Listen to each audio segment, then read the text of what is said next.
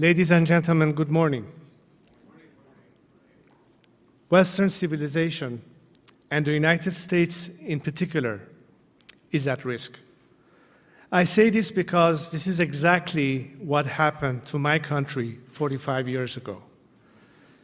Iran, you might say, was the testing grounds for what my late father called the unholy alliance of the red and the black, radical Marxism and radical Islamism.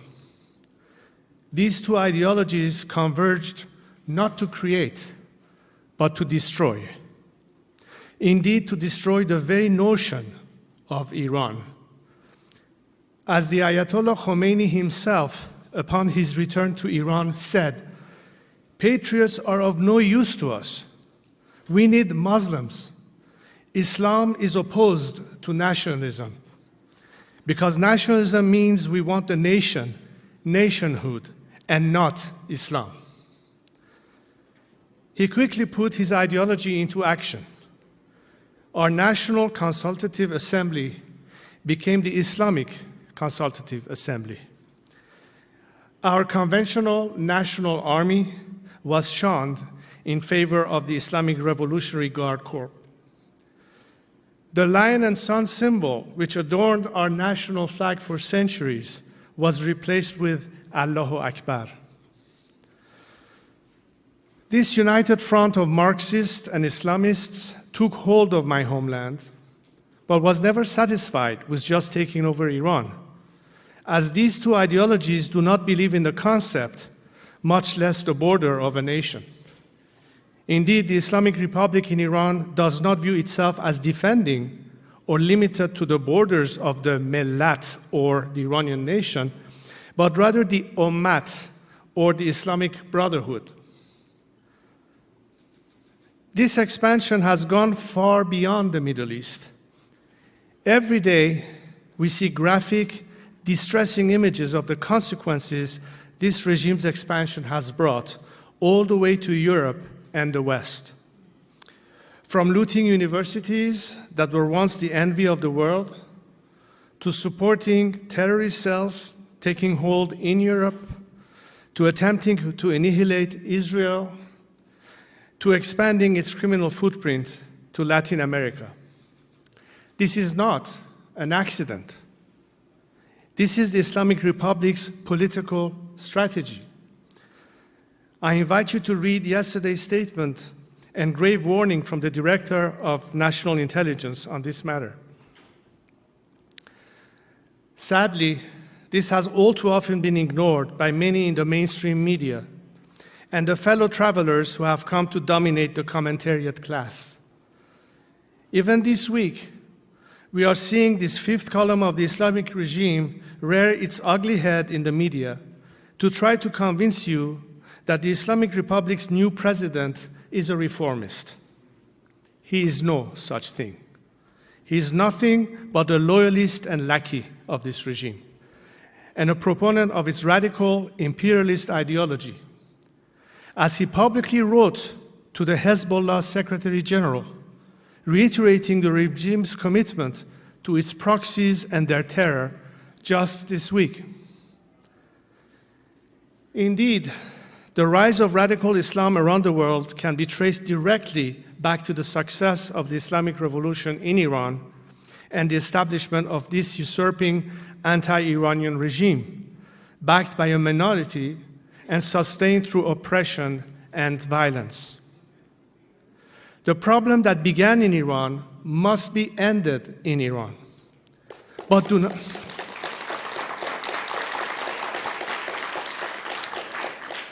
do not mistake this as a war between Iran and the West, nor a call for one. It is neither. This is not a conflict between nation states, but the war of a radical internationalist ideology on all nations, nor from the Iranian nation to your own. Indeed, it was the great and historic nation of Iran that was the first victim of this unholy alliance and of the resulting Islamic Republic. For 45 years, Iran has been taken captive, and my compatriots have been held hostage. They have been held hostage not by American sanctions or Western policies, but by radical Islamism. But Western political elites have indeed been accomplices, not only in my compatriots being held hostage, but accomplices in the crimes against your own citizens and nations. The chief accomplice of the Ayatollahs in their violent march to their global caliphate has been American political naivete about the true nature of this regime and European guilt and fears of Islamophobia. You do not have to fight the war against this poisonous and murderous ideology on your own, but you must be aware that it is waging war against you. I do have good news, because there is an army rising up against this poisonous ideology, this unholy alliance. That army is the Iranian people, the united Iranian people. Today, I come to you with a message from that rising army, that nation under captivity, those citizens taken hostage. The Islamic Republic may have taken hold of Iran, but it has never taken hold of Iranians' love of country. Today, Iran, inspired by our ancient history and our great civilization, is in the throes of a national revival, a national reawakening, a national renaissance. Iranians are proud, strong people with a proud, storied history, and are not willing to lose it to this unholy alliance. As my compatriots on the streets or at the tomb of Cyrus the Great chant, we will fight, we will die, we will reclaim Iran.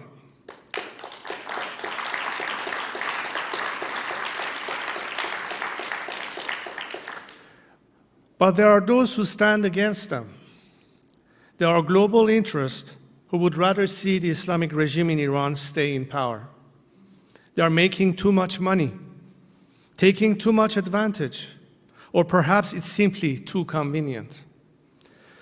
I know this because I've had powerful men, wealthy men, well-connected men tell me to stop the fight, to give up the effort, because they have grander global plans at work. Some want to keep the regime in place forever.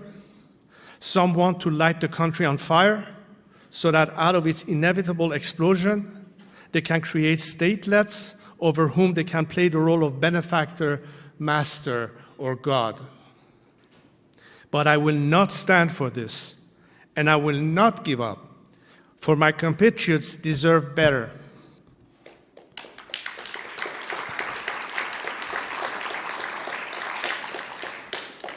But do not be mistaken. This national reawakening is an Iranian project, not something to be cooked up in Washington, London, Berlin, or Paris. So why am I here with you today? I am here with a message from my compatriots, a message from the Iranian nation. My friends, the people of Iran would like to see you in the United States as a partner. Their message is that they seek not an entangling alliance, but an alliance of shared values and mutual interest, one which will serve Iran's true national interests and your own. Indeed, Iran is one of the few foreign policy questions where the United States can squarely align its interests with its values. While its dictator has attempted to brainwash Iran's youth with daily calls of death to America, my compatriots take to the streets and say, death to the Islamic Republic. And our enemy is right here. You lie when you say it's America.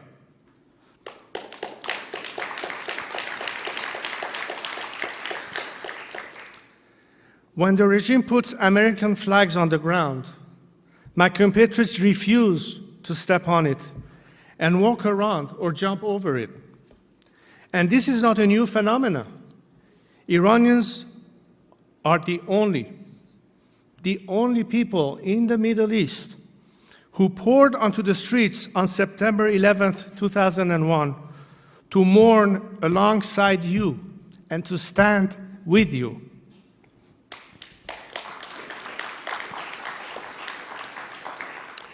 They have continued to see both their compatriots and yours killed in aimless conflicts the Islamic Republic has brought about in the Middle East.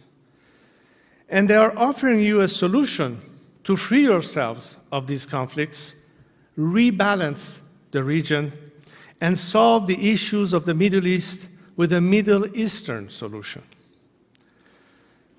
Because while the Islamic Republic seeks to spread its radical caliphate across the region, my compatriots denounce this imperialism and respond with shots of neither Gaza nor Lebanon, my life is only for Iran.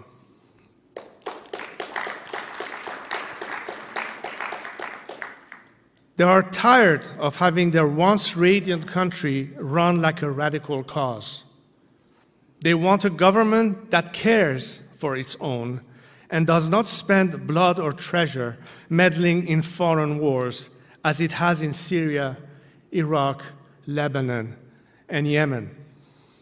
They want to return Iran to being a nation state, as we have been for more than 2 millennia. How can all of this happen? My friends, we are not seeking your intervention.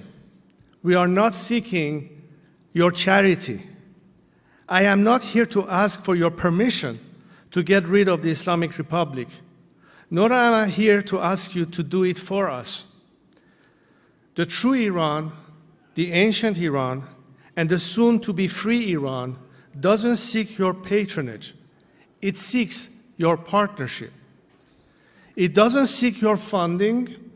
It seeks your friendship, because our interests are aligned in the most unique of ways.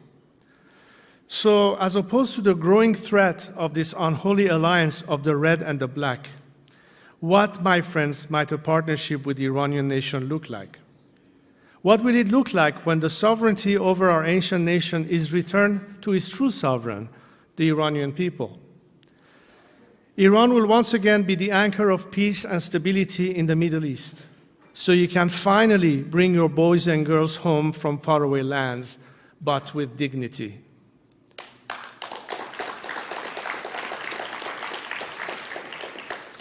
Iran will once again be the center of prosperity in the region and a safe haven for foreign investment, not foreign aid. Iran will once again be an ally of the United States and a close partner of both Israel and the Arab states, and see the Abraham Accords hopefully grow to the Cyrus Accords.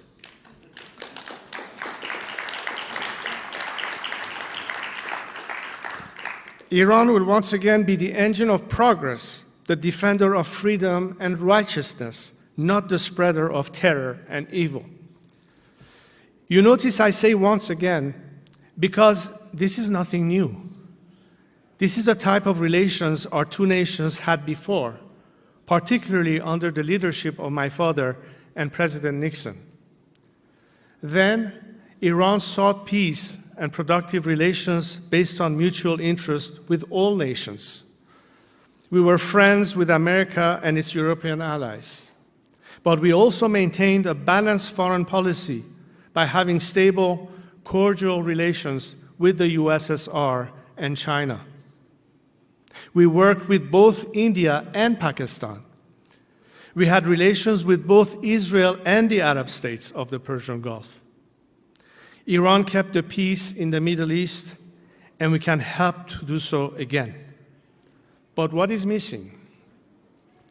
What has prevented this until now has largely been an American policy on Iran, guided by intellectual naivete, based on the false premise that you can change the behavior of those who believe in such a radical ideology.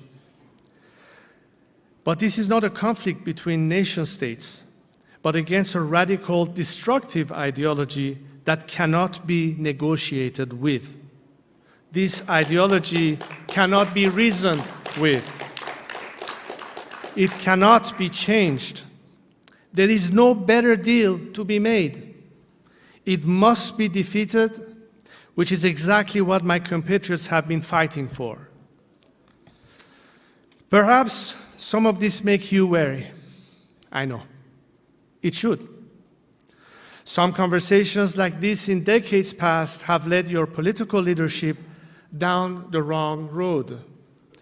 In Afghanistan, when 70% of the country's post-Taliban tribal parliament wanted to restore the constitutional monarchy of Zahir Shah because his people saw him, even in his old age, as a symbol and source of national unity, the American administration denied this national claim and this sovereign right. By forcing an inauthentic Western construct on a society with its own traditions, norms, and means of governance, the result was corruption, chaos, and collapse of the state.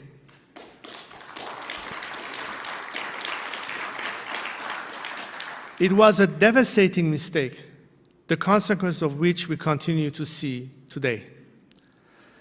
This did not achieve security for America, nor was it successful in defending your values. Today, terrorist attacks are once again launched from Kandahar, and women are once again enslaved in Kabul. Because although America's aims may have been well-intentioned, the failure to listen to Afghans led it down a road to hell, paved with those very same good intentions.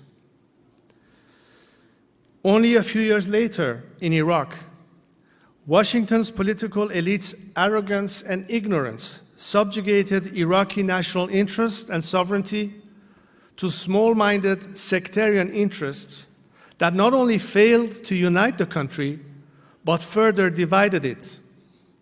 Citizens of Iraq were forced to see themselves not as Iraqis first and foremost, but as members of their religious sect, their ethnic group, or their clan, before seeking themselves as co-equal citizens of their nations.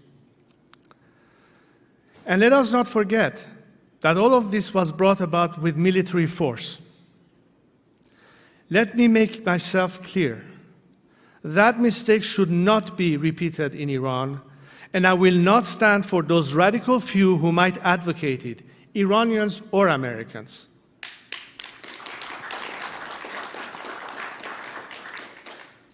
But there is another path to this partnership between these two great nations, Iran and America.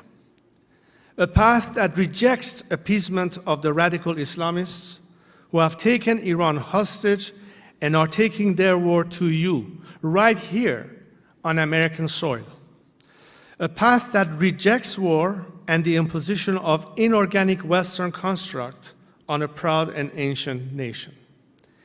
This new path, this third way, requires maximum pressure on the Islamic Republic and maximum support for the Iranian people. Iranians are not seeking a handout. They do not want you to change their regime for them.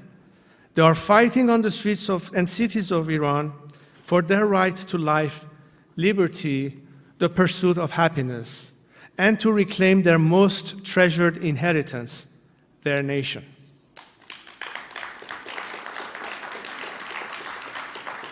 What they want is for you to stop emboldening their captors and killers by sending them billions of dollars. And as opposed to bring about peace through strength, bringing about chaos through weakness and appeasement.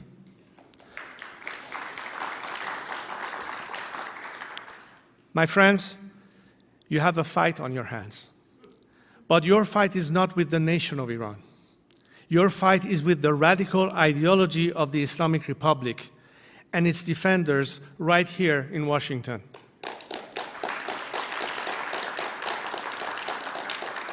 But you are not alone in that fight, because it is the same fight Iranians are fighting every day on the streets of my country.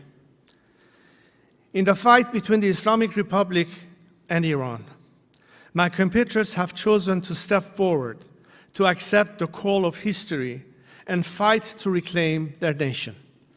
So have I, and I hope you will join us. For as Burke said, when bad men combine, the good must associate, else they will fall one by one.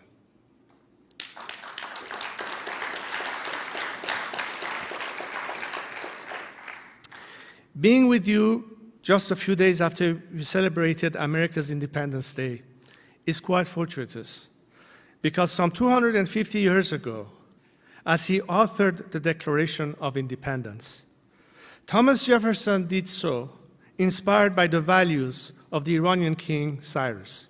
Iranians have never forgotten this connection, and today, as they fight not to create but to liberate their nation, they are inspired by your struggle for freedom and love of country. Our two great nations share this special bond. Great civilizations, true nations, never remained subjugated. And we Iranians will reclaim our country. As this eventuality becomes a reality, be with us in this fight, not as our patrons, but as our partners, not as our founders, but as our friends. For our battle is won. Thank you.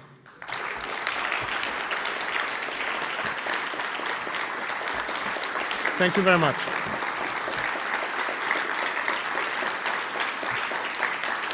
Thank you so much.